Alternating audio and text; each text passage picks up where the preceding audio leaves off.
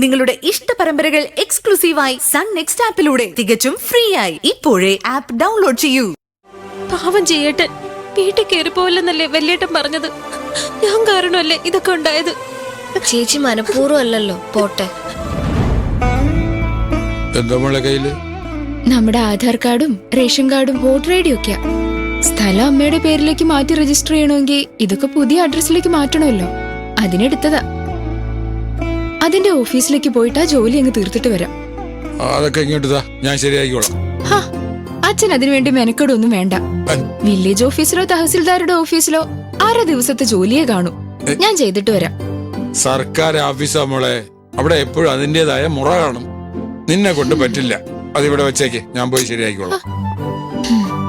വാടക വീട്ടിൽ താമസിക്കുന്നവർക്ക് എന്തൊക്കെ പ്രശ്നങ്ങളാ അല്ലേ അച്ഛാ? ഓരോ തവണ വീട് മാറുമ്പോഴും നമ്മുടെ തിരിച്ചറിയൽ രേഖകളൊക്കെ ഇങ്ങനെ മാറ്റിക്കൊണ്ടിരിക്കണം. അതുകൊണ്ടൊക്കെ ആയിരിക്കും നമ്മളെപ്പോലുള്ള ഇടത്തരക്കാർക്ക് സ്വന്തം വീടെന്നത് വലിയൊരു ജീവിത ലക്ഷ്യമാവുന്നത്. നമ്മുടെ സൂപ്പർ മാർക്കറ്റ് തുടങ്ങി അതൊന്ന് ഡെവലപ്പായ ആ സ്വപ്നവും സഫലാവും. അച്ഛാ, നമുക്കും ഉണ്ടാവും സ്വന്തമായിട്ടൊരു വീട്.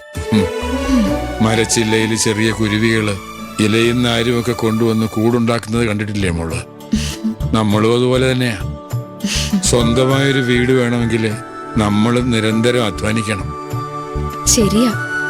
ഈ ലോകത്തിലെ ഏറ്റവും മിടുക്കരായ എഞ്ചിനീയർമാരെ ഓലത്തുമ്പത്ത് ഊഞ്ഞാലാടണ കുരുവികളാ. ശരിക്കും പഠിക്കണം നമ്മൾ അവരെ കണ്ട്. നമ്മളും ആവണം അതേപോലെ. കേട്ടില്ലേ അച്ഛാ മണിനാഥം? ശുഭലക്ഷണം. ഹലോ, ആതിര ചേച്ചിയല്ലേ? ഞാൻ അനുശ്രീ ചേച്ചി. കഴിഞ്ഞ ദിവസം നമ്മൾ കണ്ടിരുന്നു, വെള്ളത്തിന്റെ കാര്യം സംസാരിച്ചു. ശോഭ ചെറിയമ്മയുടെ കയ്യിൽ നിന്നാ നമ്പർ കിട്ടിയത്. ആ, മനസ്സിലായി. സുഖായിരിക്കുന്നു അനുശ്രീ? ആ, സുഖായിരിക്കുന്നു. ചേച്ചി, ഇവിടേക്ക് ഒരുക്കാൻ വെള്ളം വേണമായിരുന്നു. ആവശ്യം വരുമ്പോ വിളിച്ചോളാൻ പറഞ്ഞിരുന്നു. ഓ, തീർച്ചയായും കൊണ്ടുവരാം അനുശ്രീ. ആ, ശരി. അനുശ്രീ അച്ഛാ, ശോഭ മേഡത്തിന്റെ എതിർ വീട്ടിലെ വെള്ളത്തിനാ. ഞാനൊന്ന് പോയി കൊണ്ടു കൊടുത്തിട്ട് വരാം. ഞാൻ കൊണ്ടുപോയി കൊടുത്തോളാം, നീ ഇവിടെ ഇരിക്കും.